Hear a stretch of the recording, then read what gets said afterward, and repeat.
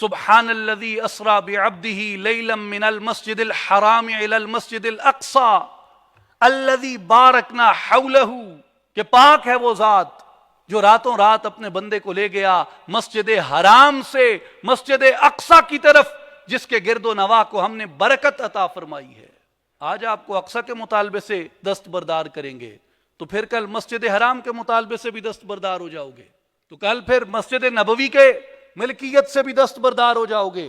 آج اگر اقصی کی ملکیت سے دستبردار ہوتے ہو، اقصی کی ملکیت سے دستبردار ہونے کا نتیجہ اور اس کا مطلب اتنا آسان نہیں ہے۔ اقصی کی ملکیت سے، اقصی کے دعوے سے دستبردار ہونے کا مطلب ہے کہ تیار ہو جاؤ، تمہیں مسجد نبوی کی دعوے داری سے بھی دستبردار کیا جائے گا۔